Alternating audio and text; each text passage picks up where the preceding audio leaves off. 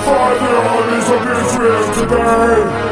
Give me a greater shelter that we may fight together. Who is this evil Philistine that he defies the armies of the living God? Don't let your hearts fail. Don't be afraid because of him. I will fight this living remnant of the Nephilim, this living giant defying Goliath.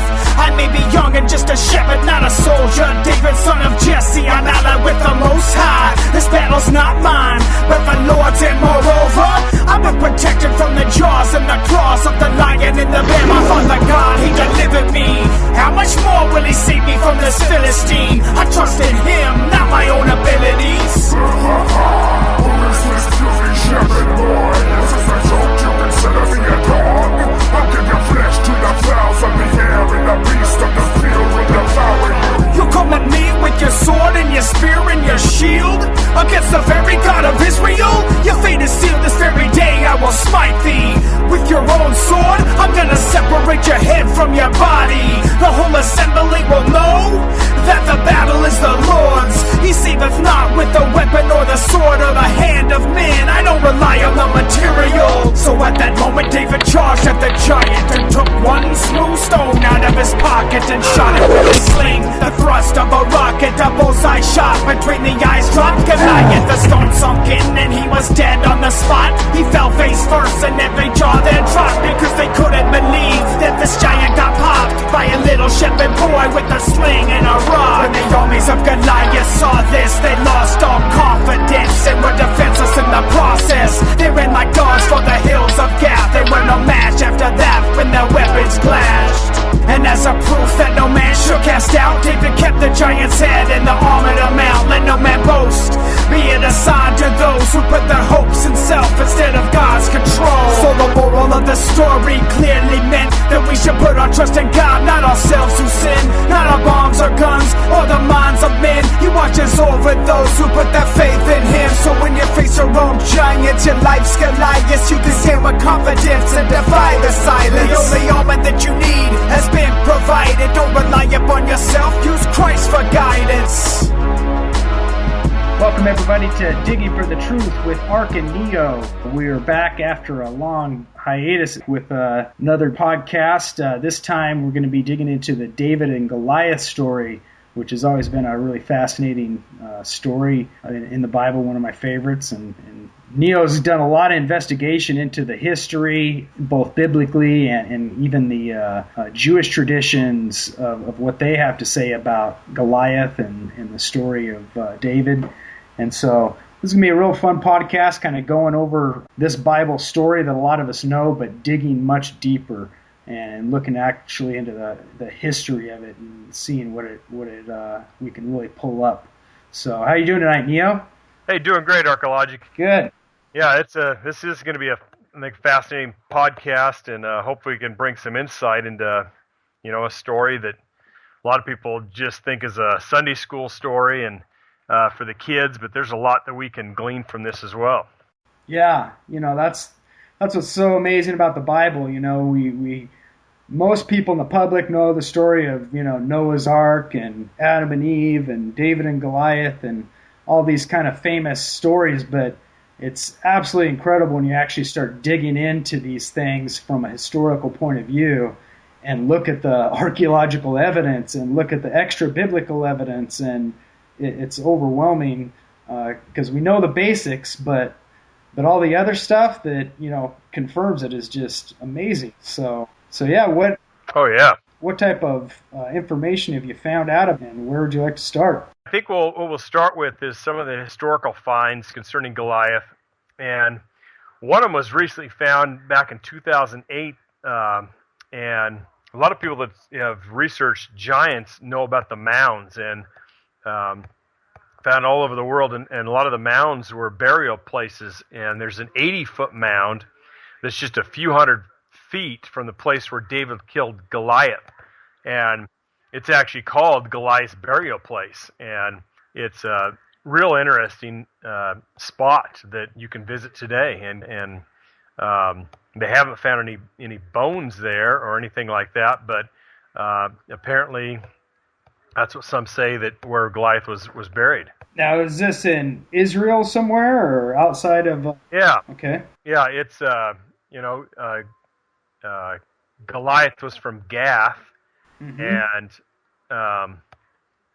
that's where his brothers are from as well. And there's different stories concerning the bones of Goliath. Some say that his bones were actually put upon the gates of one of the cities of David as kind of a trophy or memorial of killing Goliath. But you never know. That's not in the Bible of what really happened to his bones. But yeah, maybe it was just taken by the Philistines and buried somewhere. But there's also a piece of pottery that was found, even more recent, that had Goliath's name on it. And that was real interesting. And, it's possible that there could have been another person named Goliath, but it was found in that area and from that time frame. And that, in fact, they dated it within 100 years of the time of the David and Goliath story. Oh, wow. Now, is Goliath? What have you looked into the meaning of the name of Goliath? Yeah, a lot of the giants have names that mean certain things, and I think Goliath actually means power, is what it means. So, or powerful, something to that effect. Yeah. So it's kind of hard because a lot of times they're from different roots and things like that. But a lot of times their names are descriptive of their size and their strength and things like that. Yeah, well, yeah. I mean, if he comes from I guess a giant's lineage from the Nephilim lineage, or as some people believe, or whether he was just born a freak of nature giant, that would be kind of interesting, because if we found out the word itself or the name was associated to a gigantic meaning already, that would tell us that it wouldn't be necessarily something that happened as he grew, like gigantism, but more of something that was part of his nature. Oh yeah, like for instance, Goliath says that his was from the giant, or from the Rapha is the Hebrew word, and that Rapha could be the name of a giant, or it could just mean giant, because that's what Rapha literally means. It means dead or giant is what the word Rapha means. So it's kind of like one of those things, which came first, the chicken or the egg? Yeah. You don't know whether, if we turn that, it's like the word Goliath. When you hear that word, you think automatically a Goliath thing, something that's giant, but that's because we associate that to the meaning of the name. So it's kind of a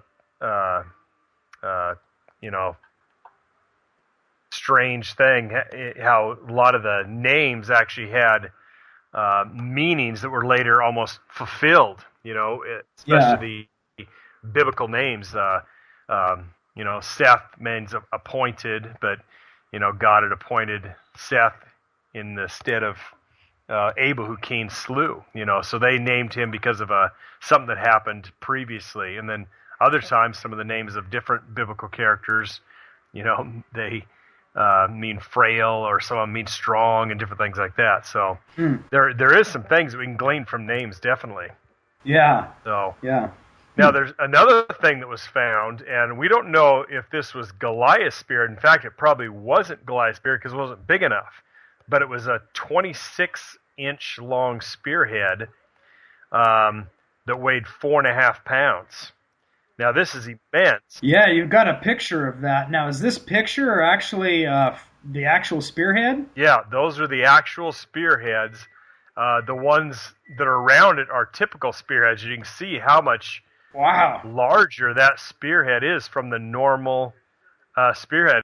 And I'll post a picture of this in the actual website at diggingforthetruth.automatics so people can look at it. But it's incredible when looked at side by side.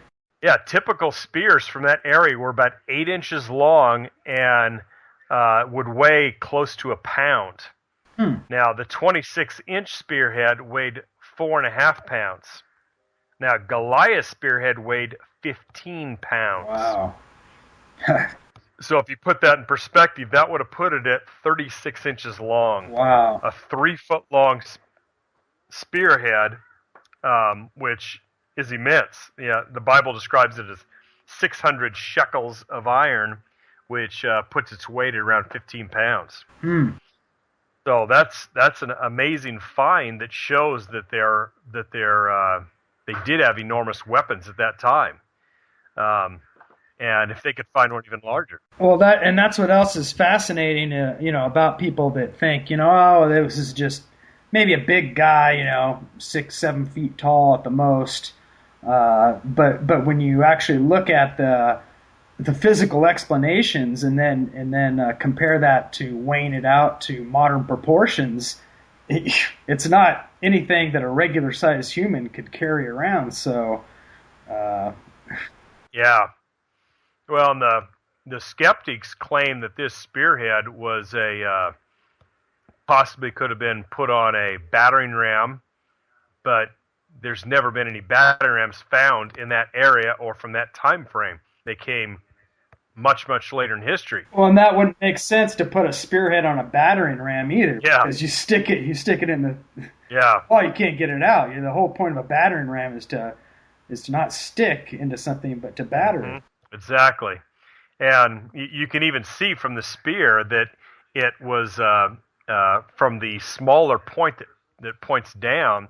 That's what went into the pole that they would tie up. They'd split the pole and then they would wrap it either with bronze or with leather to keep it in place. Now, the other thing is they believe that they're called votive objects, which means that they were used for ceremonial or just for show. But this really lacks support because there's no evidence that this is true. It's just that's what they think it must be. Well, and from this picture, it almost looks like it has battle damage on it as well. Oh yeah, you can see that. Yeah, it could have been from the wear of the years, but you can see that this looks like it's been hammered, it's been sharpened, it's been used in war. Yeah, and this is a huge spearhead. But again, nowhere even close to the size of Goliath. Yeah, I mean, if it's for ceremonial purposes, why not make it out of wood or something? Why use something so, so useful? Metal was a hard thing to work back in ancient times, especially something of that size. You would think that. Oh yeah, and those resources are very hard to come by. You wouldn't just make one. You'd have to have a lot of extra resources lying around to make some giant spear that wasn't going to be used for any particular reason other than just stick on your wall. Yeah. Now, there's another legend that goes that is about the Temple Mount. And the legend says that King David buried Goliath's head on that site, and even to this day it's called Goliath's Tower. And apparently Ron Wyatt found a sword that was 5 feet 2 inches long in this area, and that's very interesting too. There's a picture of a wooden replica of apparently the sword that he found. Yeah. There's another interesting story that puts it's in the 1911 encyclopedia article on Ireland. And it talks about some people that came to Ireland, and the Scythians, in fact. And these Scythian people had genealogies that dated all the way back to Noah, and they brought with them what they called the sacred sword and spear. And these are claimed to be the sword and spear of Goliath the giant, which is very interesting. So I haven't tracked that down any further because it's such an ancient. It's from that old source, the 1911 encyclopedia. Yeah. But I don't know if there's any other legends concerning that, or any other stories, or if there's something in a museum. Sometimes, like I said, when you get the internet isn't the only source. Sometimes you have to go into actual books, and here's one account, and sometimes you actually have to go into these old museums and go to the local areas, because not all information is on the internet. Yeah. You've got to still dig in other places. Mm-hmm. Yeah, the Scythians are interesting. I know I've kind of looked in. One of the things I've studied is like griffins and some of these ancient animals that we assume were mythological. But if you look at the way that they're portrayed and overlapped in some of these different time periods as well as cultures, they seem to have an anatomical kind of feasibility about them that seems to be portrayed in the exact same way or a very similar way over and over again. And oftentimes they'll show them in Scythian artistry or tapestries and sculptures and shields and stuff, attacking real animals, like attacking deer and so it's weird because they seem to describe these beasts as real animals. Oh yeah. Yeah, that's and it brings a interesting point up. Like you just said, the when the stories are portrayed in different areas that are separated by time and space, how can they have the exact same description of a creature? Yeah, they didn't have the internet back then. Unless it was a real creature. Yeah, couldn't fall and say, hey, we got this big beast that's getting after us. But that is interesting. Now, so that's some of the findings throughout history and some of the other stories. But let's describe Goliath from the Bible, and let's see what the Bible has to say about Goliath. And the Bible says that that Goliath was a champion who came out of the camp of the Philistines, and his name was Goliath of Gath, and his height was 6 cubits in a span. Now, 6 cubits in a span puts him, dependent upon the size of a cubit. A cubit is somewhere between 17.5 and 21.5 inches long, which would put him somewhere between 9 feet 3 and 11 feet 2 inches tall. So enormous in height. Yeah. Very large. And now, when it says he was a champion, it really means that he wasn't a Philistine. He was actually a hired soldier. And later we'll find out that his brothers were the same. Because there's all kinds of description of giants living in that area. And so these giants of Gath, who are a remnant of what was left over after Joshua conquered the land, there was a few left in a few different areas. Ashdod, Gath, and a few other cities still had a few giants left. And it also says that he had a helmet of brass on his head. And his helmet of brass, if you put it in perspective of his height, would have been close to 37 pounds. Wow. So which is humongous. I mean, you just think about, if you've ever lifted weights, taking one of those, 45-pound weights, or even a 25-pound weight, and just putting it in your head and seeing what you can, yeah, see how easy that is to do. Yeah, that's ridiculous. And he had he was armed with a coat of mail. He had his mail armor weighed 5,000 shekels of brass. And a lot of people don't make this conversion, but the Bible's specific on what type of shekel it is. And brass shekels weigh, there's a little bit of difference between a brass shekel weight and a iron shekel weight. And so this armor that he was wearing was somewhere between 125 and 225 pounds. Man. Which, a normal man scale armor would be 30 to 40 pounds. Yeah. So, yeah, I mean, you think about a backpack, the maximum amount you can take even on a backpack while hiking or whatever, you don't want to ever take more than 125, 150 pounds at most, even packing out an animal. I mean, that's about as much as and let alone fight. I mean, how could you fight? That's in not this even stuff. Yeah, he was fighting. I mean, that's just walking, deliberate, and it's very tiring. If you had to run around, jump, avoid things, you wouldn't be able to do it. But it makes it makes perfect sense anatomically for someone who's 11 feet tall. Yeah, he was. Later we'll get into skeptics of what they claim about Goliath, but he was not only of an immense height, but he was of immense strength as well. And these weights that are given show that he was enormously strong. A normal man, even a NFL football player, could not wield what he was doing. I mean, the strongest men of today couldn't even come close to wearing this stuff and moving around in it. Yeah, wow. So he also had a spear, and his spear was like a weaver's beam, and a weaver's beam is huge. It's basically like the poles that you stick in the ground for fences.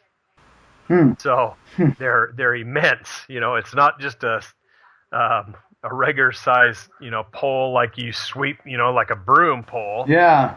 That you'd think that you could fit around. It's much larger. Like a normal man couldn't even bigger than a pop can or something. Yeah. Yep. Wow. Yeah, bigger than a little aluminum can. It would be bigger around than that even.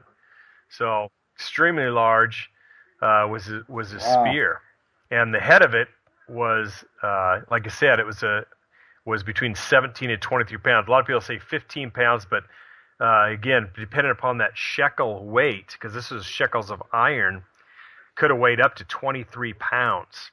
And that puts in perspective that 26-inch spearhead weighed 4.5 pounds. The Bible describes Goliath's spearhead as weighing up to 23 pounds, which is again is immense. Man. And not only that, he had leggings, greaves, and again these weighed in the 30-pound range. The Bible doesn't give the weight of this, but if you kind of extrapolate with his size, they would be in that size range. And his sword, and we'll get into this a little bit more. His sword was very unique. In fact, David, after he killed Goliath, took this sword and actually put it in the temple. Yeah. And later, when David was fleeing from Saul, he went into the temple for food, and he also got the sword again, and it was in there. And he described it as there's none like it. This is a unique weapon. So it could have been that Goliath had this forged for him, unique. It could have been a very ancient weapon that had been passed down from other giants. We had Sihon and Og and some of these other giants that were named that were from several hundred years before that Moses and Joshua slew. Could have been even a pre-flood weapon. You don't know. But it was very unique, whatever it was. And now, why did David go back for it? Does it say? Well, we knew that he was very hungry and tired, and he basically went in there for food, but he also inquired about the sword, and the priest gave him the sword. And so he took that, and who knows why. Maybe Saul was going to take it. There's no other description. That's the last mention of that article in the Bible, is that David took it, and that's all we know about the sword in the Bible after that time. So interesting. Now, weight. There's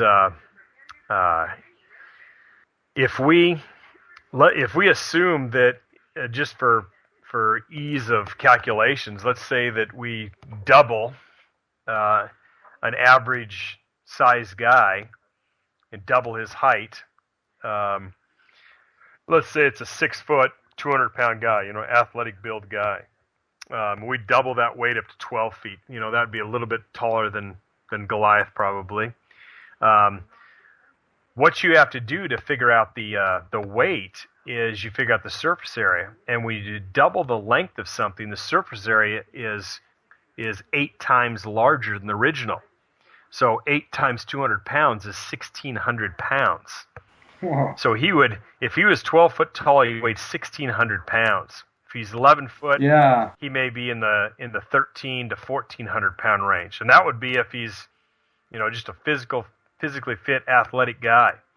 So he was of an immense size, immense proportions, and Yeah. those that claim that he had this pituitary gland problem, or he's just a skinny basketball player type guy, those are really unfounded because of the weight of the armor that he had to wear and be able to move around. Yeah. Interesting. Yeah. There is one giant today that is actually an athlete that is pretty big. Bigfoot Silva is an MMA fighter, and he is a absolutely huge guy that had the pituitary gland defect as he was growing up, a teenager, but then he actually had it fixed and had it stopped. So he was able to control that, because most people that have that defect, it gets to a point, they get big, but then it continues to a point where it actually starts altering them in ways that is, that completely... Because they continue to grow after their... grows in ways that they're completely abnormal. But I guess and he's able to function and work as a professional athlete. So he's one guy, but then again, like I said, that's altering himself even. That's like the transhumanism type stuff. That totally. Yeah, that's what's weird. Who knows what's going to happen on the horizon? Yeah. It's interesting because they could actually, maybe manipulate someone's pituitary gland or something to that effect, which, and that again is all connected to this pineal gland stuff and melanin and melatonin, and I mean that's just a weird thing to look into. That's just I wish I was more knowledgeable, because it's just kind of beyond my understanding, but there seems to be something there for sure. Yeah, it would be interesting to to look into genetics and how these things are happening. With, like you said, the size. If we're on the cusp of a lot of new technologies with humans and supposedly making them better. Mm-hmm. And even the telomeres. Scientists are baffled on why we even age, and if our telomeres, which are what basically controls our aging, if they didn't shorten, we would basically be able to live forever, because our cells would regenerate perfectly, and we'd look like a 25-year-old person for hundreds and hundreds of years. And that kind of baffles them. So we could be on the cusp of a lot of things that could, not only increase lifespans, but increase size and strength as well. Yeah. I mean, I think I get the feeling that they've discovered some things that they don't want to release en masse, but they want to slowly introduce as to not frighten people or disrupt things on a, such a mass level. But I have the feeling they've discovered a lot more than they're letting on, and they're just going to kind of that's why they've kind of set these dates, and they're going to just introduce it, step by step. It seems like. Well, there's there's an interesting thing about Goliath. If Goliath's height was 6 cubits in a span, and he had 6 pieces of armor, and his spearhead weighed 600 shekels, so he got all those sixes together. And that's been brought up by several people. Ironic. He's got the 666 in his description, and wow, that is kind of interesting too. And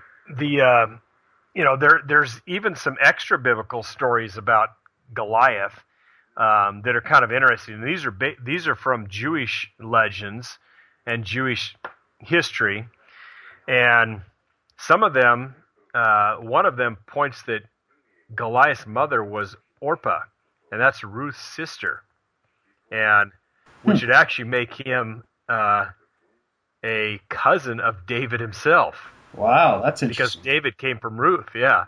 So Boaz and Ruth and the kinsman redeemer, all that whole story.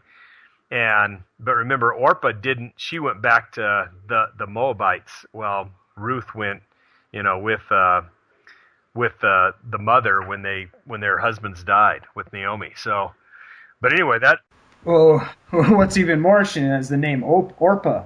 and Oprah, and her whole connection to these same type of ideologies and, demonic deceptions that she's tied into. All these things, so there's so many ironic twists like that you see. Well, and the legend also says that Orpah had 3 other giants beside Goliath. So that kind of fits the, of how the giants came into being, that their father is the one that basically imbues them with giant stature, So was she then raped by a fallen angel then, or a Nephilim offspring, or what is it? Well, that's the the question that a lot of people ask, and I tend to believe that we're looking at Nephilim offspring, and it's several generation past, and I think that's why they call Goliath the son of Rapha, is because Rapha maybe was the first generation Nephilim that had his lineage from a fallen angel. Yeah. And who knows how long in the past that was, that, if it was a second generation and Goliath was a second generation offspring. Yeah. And I think we talked about this in a previous podcast about what's called hybrid vigor, that the first generation is generally the strongest, and then they, degenerate slowly from there. And they, who knows? I mean, if that's the case, there could be, and there probably is, people that have Nephilim blood in them to this day, but it's so intermixed with normal human DNA that it may not be able to be traced. Who knows? Maybe we all do. To one fact, I don't know. Yeah, you never know. Well, it's kind of like L.A. Marzulli studies with these, deformed skulls and some of these things. Seems that people were at some point trying to almost mimic something that was a look of the leaders of old, or the ancient kings of old, or whatever, the lineages that had these strange heads or were giant, taller beings. I don't know exactly what they're trying to mimic there, but it's not only in one culture. There's several different cultures that do this deforming of the skull for some reason, which seems really an odd practice to do unless you have a really good reason for it. So I wonder what that is. If you look at what they call, the Neanderthal skulls or whatever. Yeah. A Neanderthal skull has that same sloping back head, but doesn't have the big long egg shape either. But I don't know. It's weird. I don't know if they were trying to. I can almost see them trying to mimic something or trying to blend in with something, so they weren't seen as regular humans, but they blended in to look like these weird shaped heads, or I don't know. Yeah, those are interesting questions, and that brings up every once in a while in some cultures genetics that, like, for instance, there's some tribes in Africa that are black skinned, but every once in a while they'll have a red-headed baby. And it just shows up from time to time. Mm-hmm. Yeah. And some of these different traits will pop up. Several generations down the line, where the brothers and sisters don't look like that. So, yeah, genetics is an interesting subject, and I think we're in our day to day, there's a lot of things going on with genetics. Yeah. So.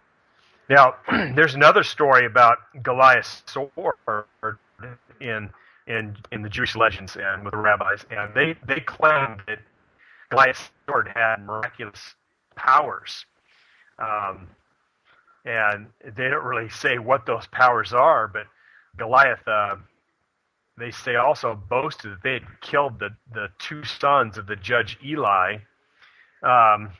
And that Goliath was actually the one who captured the Ark of the Covenant and brought it to the house of Dagon. And we talked about that in a few podcasts away too, about the pagan gods. That when the Ark went into the temple of Dagon, that Dagon had fallen down, and then his head fell off the next day and then they basically all the people of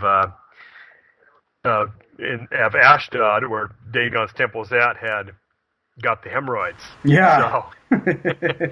So apparently the legend says that Goliath is the one that took the ark. He grabbed it and put it, and he worshipped Dagon, was Goliath's god. Wow. So And Goliath was basically out to kill Saul, and he considered Saul a weakling and a coward, even though the Bible describes Saul as being a head, that his head was above all the heads of everybody. He's basically the tallest person, came up to his shoulders. Yeah. So he was Saul was, 6.5, 7 feet tall. Saul was a very tall person, between 8 to 12 inches taller than anybody else is what it says. That's what the Bible says. So he was extremely tall and a powerful warrior at that too. Wow. But Goliath considered him to just be a weakling. Yeah. So, and apparently, Goliath had a picture of Dagon, or a tattoo engraved right on his chest. So weird. Yeah. So anyway, that's some of the extra biblical things about and the biblical description of Goliath. And instead of going right into the story of Goliath, might be good for the people to listen to the story of Goliath from a great guy that basically dramatizes biblical stories. Yeah. Instead of us just reading the Bible, it's only about, 8-9 minutes long. Okay, yeah. All right. Yeah, I know we got this audio story here. This kind of goes into the story of David and Goliath for those of you who have not read it. This will give you the storyline of exactly what the Bible says. Yeah, and we'll come back and we'll talk about Goliath's brothers next. 1 Samuel, chapter 17. Now the Philistines gathered their armies to battle, and came together to Soko, which is in Judah, and pitched between Soko and Azekah, in the coast of Daman. And King Saul and the men of Israel assembled and pitched in the valley of Elah, and put themselves in battle array to meet the Philistines. And the Philistines stood on a mountain on the one side, and Israel stood on a mountain on the other side. So a valley was between them.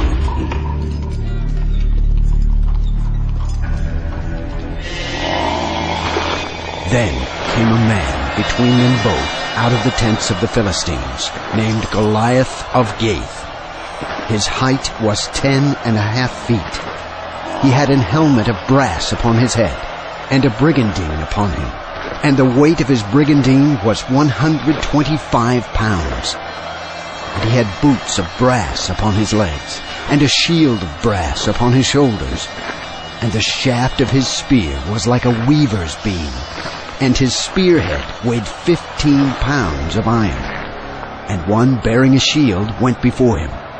And he stood and cried against the host of Israel, and said unto them, Why are ye come to set your battle in array? Am not I a Philistine, and you servants to Saul? Choose you a man for you, and let him come down to me.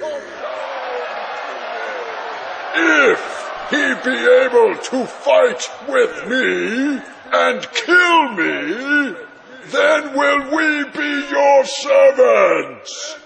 But if I overcome him and kill him, then shall you be our servants and serve us. I defy the host of Israel this day. Give me a man that we may fight together. When Saul and all Israel heard those words of the Philistine, they were discouraged and greatly afraid. Now this David was the son of an Ephrathite of Bethlehem, Judah, named Jesse. And the 3 eldest sons of Jesse went and followed Saul to the battle. And the Philistine drew near in the morning and evening, and continued 40 days. And Jesse said unto David his son, Take now for thy brothers 30 pounds of this parched corn, and these 10 cakes. Also carry these 10 fresh cheeses unto the captain, and look how thy brothers fare, and receive their pledge. So David rose up early in the morning, and left the sheep with the keeper, and took and went as Jesse had commanded him, and came within the compass of the host. And the host went out in array, and shouted in the battle.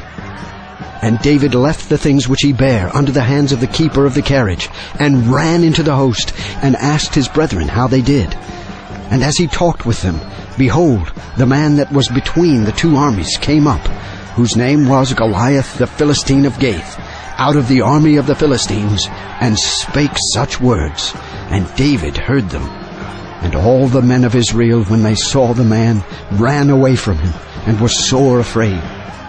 Then David spake to the men that stood with him, and said, What shall be done to the man that kills this Philistine, and takes away the shame from Israel? For who is this uncircumcised Philistine, that he should revile the host of the living God? And they that heard the words which David spoke told them to Saul, which caused David to be brought. So David said to Saul, Let no man's heart fail him because of him. Thy servant will go and fight with this Philistine. And Saul said to David, Thou art not able to go against this Philistine to fight with him, for thou art a boy, and he is a man of war from his youth. Thy servant kept his father's sheep, and there came a lion, and likewise a bear, and took a sheep out of the flock. And I went after him, and smote him, and took it out of his mouth. And when he arose against me, I caught him by the beard, and smote him, and slew him. The Lord that delivered me out of the paw of the lion, and out of the paw of the bear, he will deliver me out of the hand of this Philistine, seeing he hath railed on the host of the living God. Go, and the Lord be with thee. And Saul put his raiment upon David, and put an helmet of brass upon his head, and put a brigandine upon him. Then girded David his sword upon his raiment. And David said unto Saul, I cannot go with these, for I am not accustomed. Wherefore David put them off him. Then took he his staff in his hand, and chose him 5 smooth stones out of a brook, and put them in his shepherd's bag, and his sling was in his hand. And he drew near to the Philistine. And the Philistine came and drew near unto David, and the man that bare the shield went before him. Now when the Philistine looked about and saw David, he disdained him, for he was but young, ruddy, and of a comely face. Am I a dog, that thou comest to me with sticks? And the Philistine cursed David by his gods. Come to me, and I will give thy flesh unto the fowls of the heaven, and to the beasts of the field. Then said David to the Philistine, Thou comest to me with a sword, and with a spear, and with a shield. But I come to thee in the name of the Lord of hosts, the God of the host of Israel, whom thou hast railed upon. This day shall the Lord close thee in mine hand, and I shall smite thee, and take thine head from thee. And I will give the carcasses of the host of the Philistines this day unto the fowls of the heaven, and to the beasts of the earth, that all the world may know that Israel hath a God, and that all this assembly may know that the Lord saves not with sword, nor with spear, for the battle is the Lord's, and he will give you into our hands. And when the Philistine arose to come and draw near unto David, David hasted and ran to fight against the Philistine.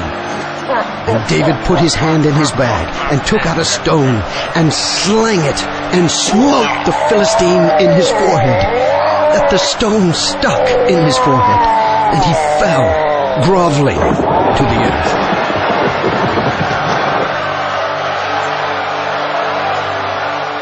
So David overcame the Philistine with a sling and with a stone, and smote the Philistine, and slew him, when David had no sword in his hand. Then David ran and stood upon the Philistine, and took his sword, and drew it out of his sheath, and slew him, and cut off his head therewith. So when the Philistines saw that their champion was dead, they fled. And the men of Israel and Judah arose and shouted, and followed after the Philistines, until they came to the valley and unto the gates of Ekron. And the Philistines fell down, wounded by the way of Shaaraim, even to Gath and to Ekron. And the children of Israel returned from pursuing the Philistines and spoiled their tents. And David took the head of the Philistine and brought it to Jerusalem, and put his armor in his tent. And Saul said to him, Whose son art thou? And David answered, I am the son of thy servant Jesse, the Bethlehemite. And David became king of Israel.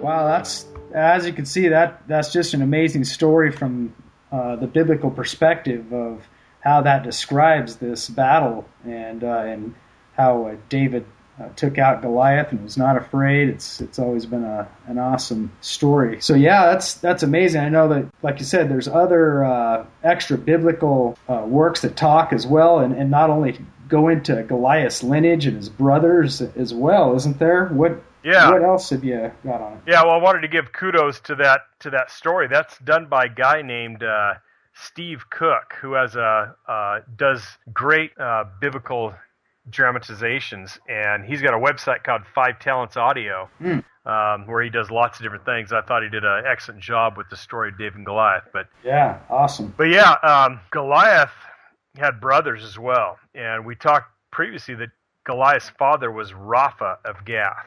And, there is some debate because Rapha means giant or dead. So it could have just mean he was from the giant, meaning the big guy, or it could mean that his father was literally named Rapha. Now, isn't there the Raphaim as well, or is that different? Yes.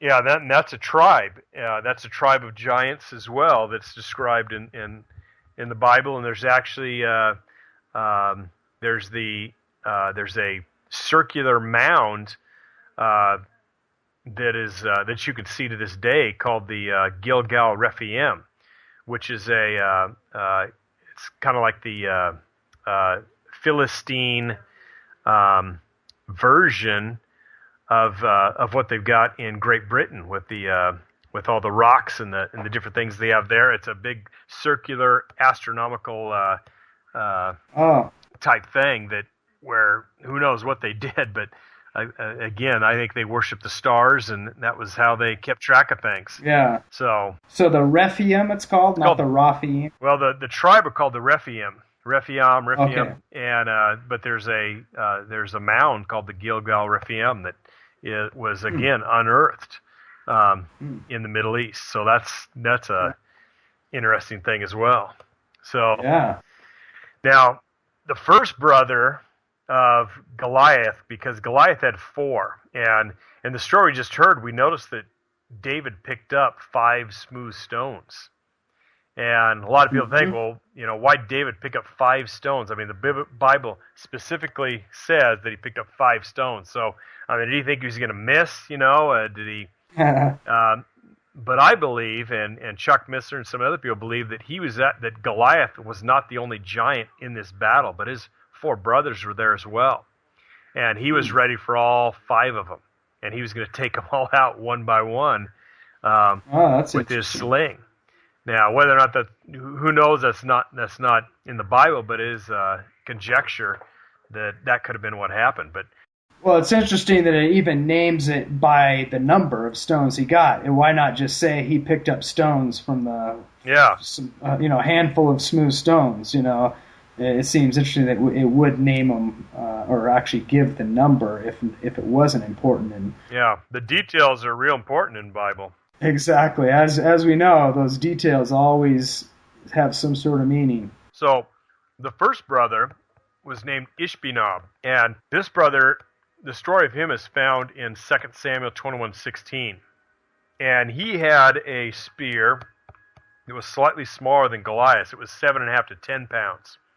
So remember, that 26-inch spearhead weighed 4.5 pounds. So his weighed 10 pounds. So he still had an enormous spear. And Ishbi-Benob, his name means his dwelling is in Nob. And that's what Ishbi-Benob basically what his name means. And again, he was son of Rapha, and who was one of the Philistine giants who attacked David in the battle and was slain by Abishai. So, in another battle, and this is described in 2 Samuel 21, 15 through 17, there was another battle in where David got really tired, and Ishbi-Benob, who thought he had killed David, and it actually describes Ishbi-Benob as having, it says he was girded with a new sword, which is kind of interesting that it would talk about that he had a new sword. And so he was probably pretty cocky and thought he was going to kill David. But a kid named Abishai, the son of Zeruiah, killed this giant. And all the men after this said, "Hey, David, you can't go out to war anymore. We don't want we don't want to quench the light of Israel," because he was the king at that time. Oh yeah. So now there's also some other stories about Ishbi-Benob, though, which are very interesting as well. So what I just described to you was the biblical account of Ishbi-Benob, but which basically talks that David had got tired. Ishbi-Benob was in that battle and was slain by another guy named Abishai. But apparently, what happened was, according to from the Talmud, that Ishbi-Benob thought he had killed David, and basically what he had done, he chained him to a wine press to crush him. And what happened is that the ground softened underneath David so that he sank into the ground unharmed. Oh wow. And then David cried out to God and prayed. And as he did this, David saw a dove fly down as he was sinking into the ground. And Abishai heard this dove. But Abishai was actually a long ways away. And so Abishai heard this dove crying, and he thought somehow, either vision or something else, that David was in trouble. He took it as a sign that David was in trouble. So he took the horse of David and he rode incredibly fast. Some accounts say that the ground flew underneath him, and that could be description that he was just riding really fast. But anyway, Abishai got to David, and when Ishbi-Benob saw Abishai, he saw that David wasn't dead. See, he was kind of dancing around and thought he'd killed David, thought he'd killed the kid who had killed his brother and the king of Israel. And so he was taunting and laughing, and when he saw him, he looked down at David and saw that David was still alive, so he pulled him out of the ground and flung him up in the air and stuck his spear in the ground so David would come down upon his spear and impale himself. Oh yeah. But as this happened, Abishai cried to God in a prayer, and God answered his prayer. And basically, David hung in the air, and Abishai cried to God again, and he basically floated down unharmed some distance away. And Abishai and David then killed Ishbi-Benob. Man, it sounds like some Matrix type. Oh yeah. Freeze frame. Yep. Freezing time and stuff. And there's several different accounts of this same kind of story, but they all have the same flavor to them. But some accounts say that he actually stepped on David instead of being under a wine press. There's different accounts of this legend, but it probably is based in some sort of reality. And in fact, the Psalms, if you read Psalms 18, it actually fits slightly what David is saying, because he talks about the dove and talks about being in the air and different things like that and being saved. Psalms 18, it could be an account of this battle with Ishbi-Benob, which is kind of interesting. You can read that on your own and see what it says and see what you guys can pull from it. Yeah. But Psalms 18 is kind of interesting, and that's what the rabbis believe, is that Psalms 18 is David's song about this encounter with Goliath's brother Ishbi-Benob. Yeah, you hear that a lot within not only the Jewish history, but it seems like all cultures through songs was oftentimes how they pass down historical accounts, and a song is usually memorized. You teach it from generation to generation to generation, and it doesn't really lose any, or shouldn't lose any information if we're singing it the same way, and all singing it together, it'll just continue as is. So that's fascinating. Yeah, there is a lot to be. It's real interesting when you start doing these studies of historical events in the Bible, and then you start reading the Psalms and try to connect what they're talking about, because usually the songs do tell a story. Moses has his great song that basically talks about all the way where they got out of Egypt and came into the Promised Land, and there's some information in there that you don't find anywhere else in the Bible except in this song. And so if you didn't connect the dots and just thought it was some just song that he's singing, you wouldn't understand and get extra information about the story. So Totally. It's always good to go into the Psalms to look for different items as well. Totally. Yep. So David used up 2 of his smooth stones. He killed Goliath and he killed Ishbi-Benob, and now he's ready for brother number 3. So the third brother is called by 2 different accounts. He's called Saph or Sippe, and that means tall. And this giant is described in 2 Samuel 21:18 and in 1 Chronicles 24. And again, there was another battle, and this one was at Gob. And this time another guy killed this giant. So David just killed Goliath. Saph was killed by Sibbechai, the Hushathite. And he was again of the son of Rapha, of the giant. And so that's all we know about that brother. But again, it's pretty interesting that they do name him. They give the actual name of this giant, and again, it means tall, giving more credence to that this was a large creature. I don't know if you'd call it a man, but anyway, it's from the same lineage as Goliath. Yeah, I mean that's what's so amazing about all these things is you hear the story of David and Goliath and think, it was just a pretty big guy or whatever.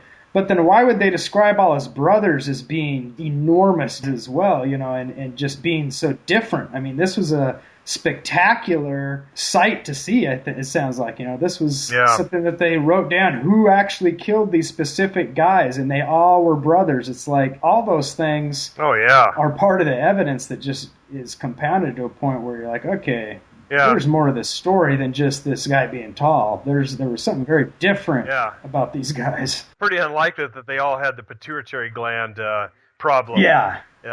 Because that's not how it happens, with the brothers and sisters of these people that have this problem aren't tall. So again, this is not a pituitary gland type issue like some of the skeptics say. These are, they come from a giant lineage. Amazing. So we got 3 of this. He's 3 smooth stones, so we're on to number 4. And this one's called Lami. And Lami means my bread. So I don't know what you can take from that, but that's what Lami means. And he's described again in 2 Samuel 21:19 and in 1 Chronicles 25. So the 2 Samuel 21 and the 1 Chronicles 20 both basically describe the same event. As you know, if you read the Bible and start studying, that a lot of things are recounted more than once. And that's what they do in the Chronicles. They are chronicling all the different events that have happened. And now Lami, again, this was also at the Battle of Gob. So apparently Saph and Lami both died in the Battle of Gob. And but Lami was killed by Elihan, the son of Jerorgium. And again, it was a Bethlehemite. And it says that he slew the brother of Goliath, the Gittite, whose staff was whose staff of whose spear was like a weaver's beam. So again, they're attributing large size. So every single one of them, in one way or another, they attribute large size to them, either by their name, describing their weapons or their armor. And these were giant dudes. And the fact that it was so amazing that somebody killed him. Yeah. Yeah. If it was just a regular guy, who cares if they killed some regular guy? I mean, there are people getting killed all the time. Yeah. So that's 4 of them. The 5th one is an unnamed brother. But this one we get even more descriptive on. This is a brother that had 24 fingers and toes. So 6 fingers on each hand and 6 toes in each foot. Yeah, I've heard about this. Who apparently, when you start looking into other history, that is a attribute of the genetics of the Nephilim, is having this polydactyl feature of having more, an extra digit, an extra finger, an extra toe. Well, and what's truly fascinating about that is, people may say, oh, that's, obviously describing some mythological being, right? Well, there are people to this day born with double rows of teeth who just particularly also have 6 fingers and 6 toes. So, yeah. I mean, that is describing an actual abnormality that can be seen to this day. And so to think that this stuff was made up or not connected to some sort of physical attribute could be scientifically proven. Yeah. If you look at the Waorani tribes out of Ecuador and the Aborigines out of there, they basically in the 1940s, they talk about how, they were basically this warring force and they had all these traditions of fighting, and it all came from this these stories of paying back for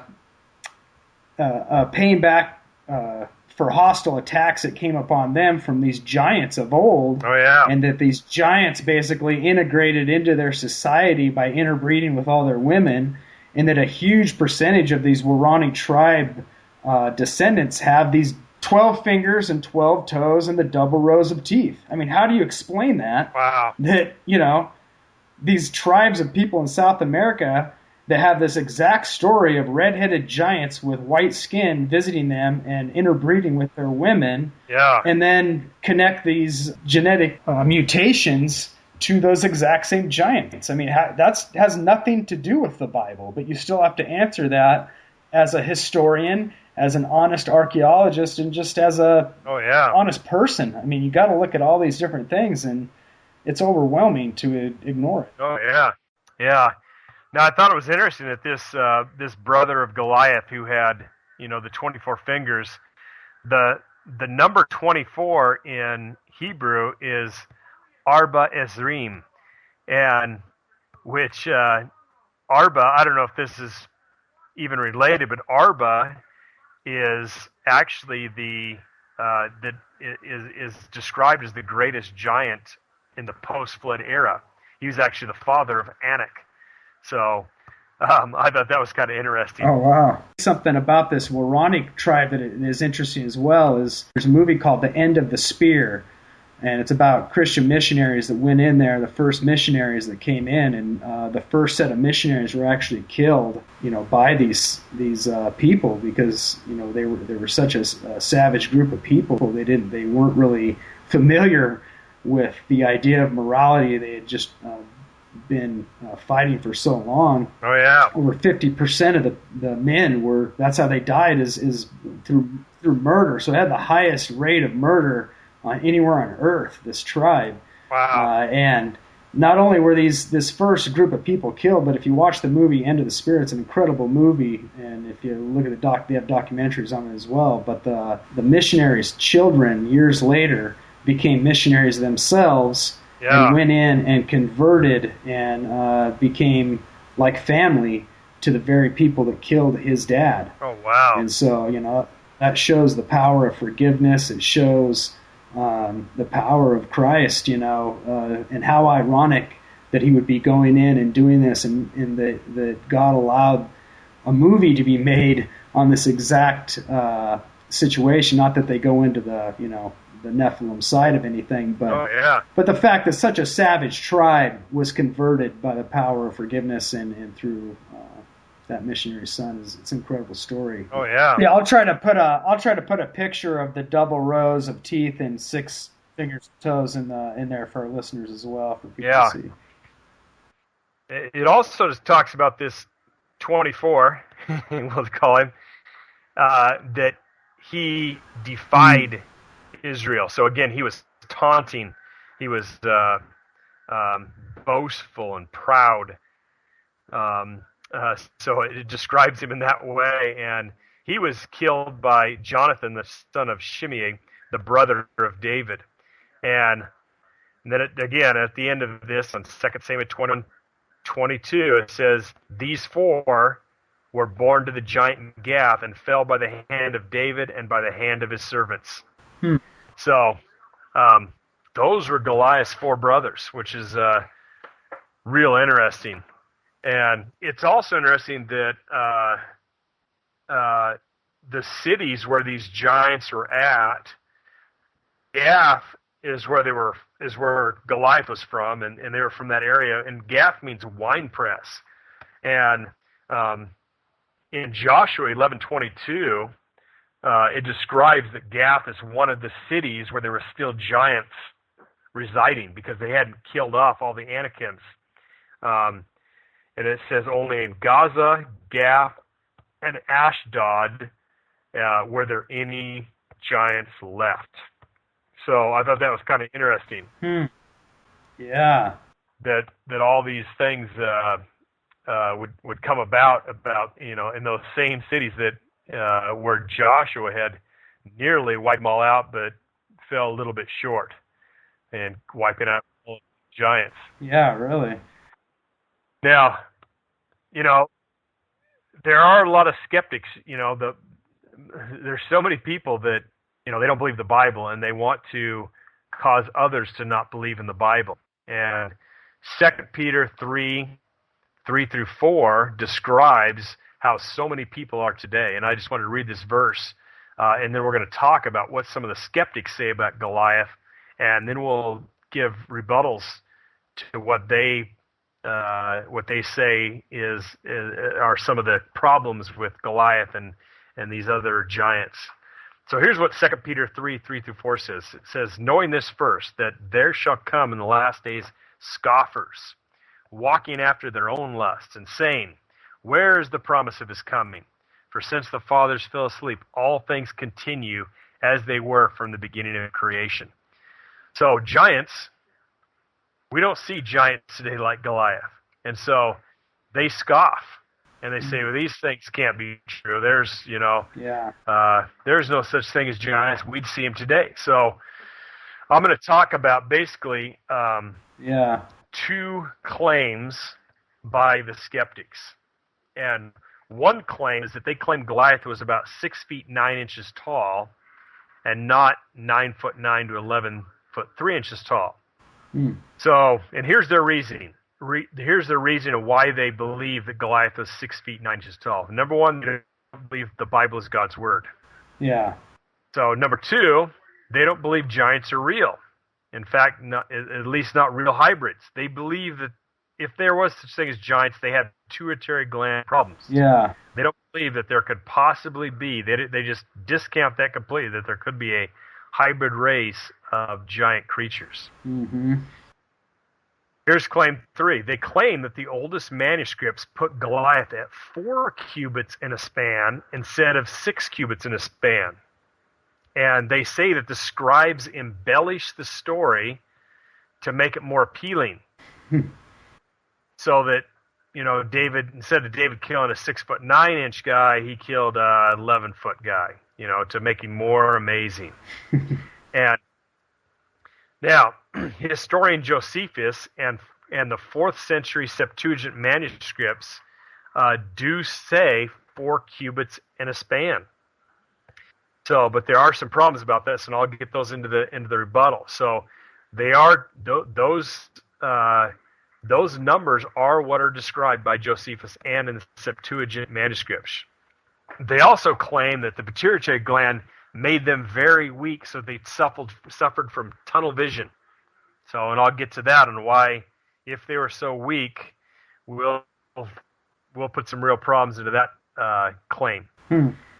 They also claim that the spear wasn't really a weaver's beam, because the weaver's beams are huge, and what they claim it was like a weaver's cord that allowed them to throw it further. And what it was is a little cord that you would hook on the end of a spear that allowed you to throw a spear further. Like an atlatl.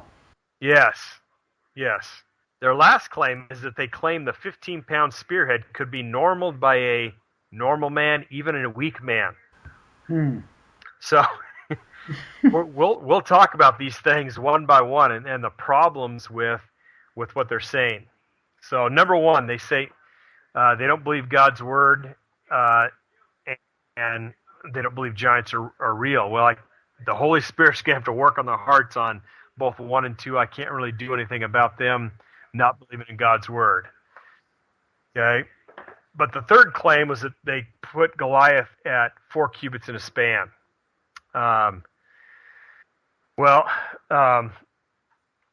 If Goliath's height was 4 cubits in a span, and he put him at 6 feet 9 inches long, that would be pretty incredible. Now, for one, when they put him at 6 feet 9, they're using a 18-inch cubit.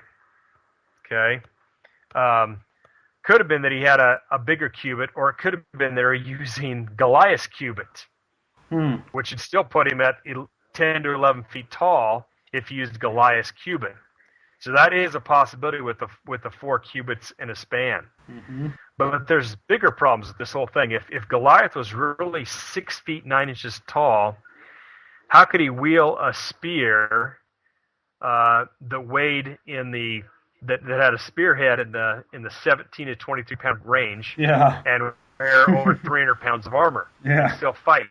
And not to mention all the other stories connected to his brothers and all those battles and all the other different, books of the Bible by different authors. And if he was that tall, he would have to be unbelievably strong.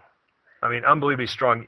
In fact, if you put a 15 to 22 pound weight on the end of a pole and tried to lift it up, it's heavier than the 15 pounds. Yeah. People can lift 15 pounds if they're lifting it right by their waist.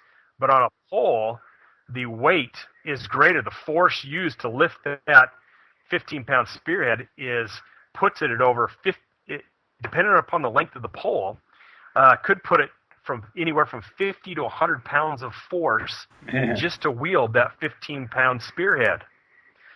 So there's a big problem with them claiming that he's not that tall because of the other weights of his items he had to wear. Yeah. So he was unbelievably strong. So if he was 6 feet 9 inches tall, he would be unbelievably strong. I mean, just really crazy. Either way is an incredible story. Yeah. And the other problem with this is talking about Saul. Yeah, in the comparison. Yeah. Saul would be put in 1 Samuel 9:2. It says it talks about Saul and describes him, because see, the average person at that time, from burial records and people they found, is about 5.5 feet tall. And the Bible describes Saul, he was head and shoulders taller than anyone else. So the tallest guy, the average is 5'5". You got to assume that some of the guys are at least 6 feet tall. And he's head and shoulders above everyone else. That would be Saul's height. So that would put him at 6'5", maybe even up to 7 feet tall. So if Saul is basically the same height as Goliath, why would Goliath taunt him and say he was a weakling, and Saul was frightened out of his mind to fight him? Yeah. Saul wouldn't do it. Saul would not do it if he was the same height, and Saul was a great warrior. So this kind of puts a big, some big problems in their claims that Goliath was just a relatively tall, guy who had a pituitary gland problem. He didn't have very good vision. He was very weak.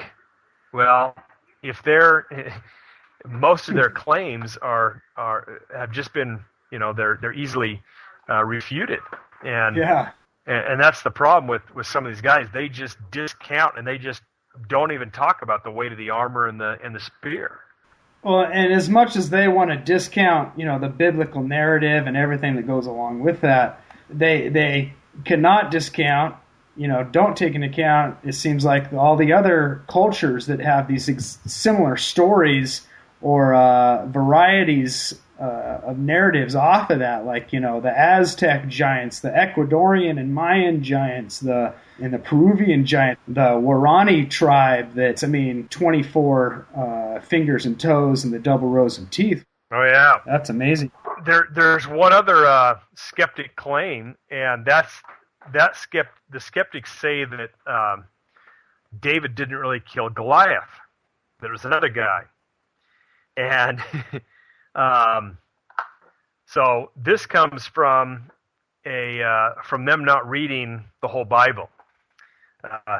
Again, they don't read the whole scriptures, only parts. So in First Chronicles explains this problem. And see, one of the accounts says that Elihan slew Goliath, but that's in some versions of the Bible. But it really says Elihan slew Goliath's brother.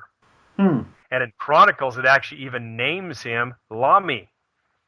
So it further gives information about this story and who Elihan, and basically gives an accounting of who he slew. It was Lami. It wasn't Goliath. It was Goliath's brother, Lami. And when it should have said Elihan slew Goliath's brother from Gath.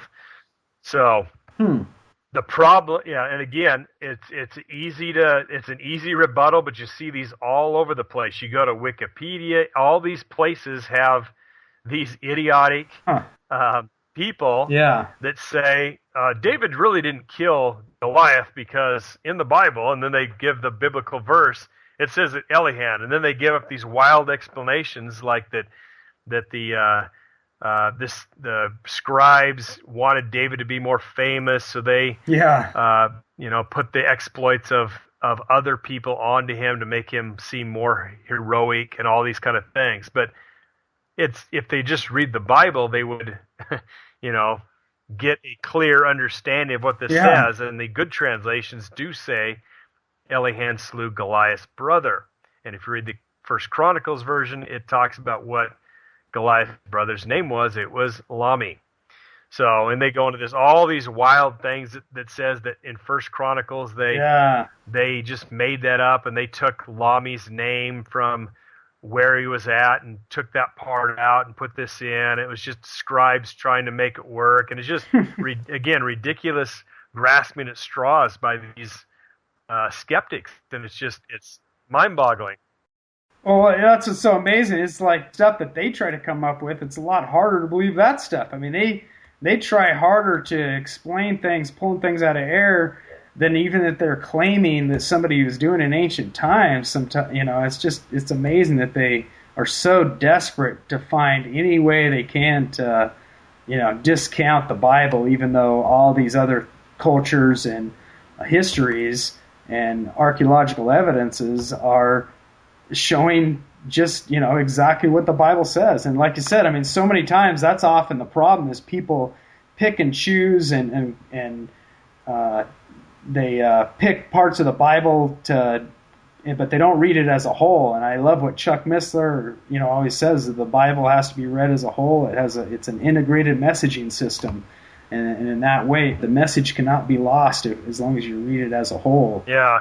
And that's, everybody likes to use Wikipedia, but, if you go to Wikipedia and look up Goliath, here's these skeptics who think they have all the answers, and they're still talking about that, well, Goliath is only 6 feet 9 inches, and later the manuscripts increased it to 6 cubits in a span. So, I don't know where these people come from just putting this stuff in, but the way academia is today, that all you got to do is get somebody to cite something from another person who just made it up, and somehow it's now the truth.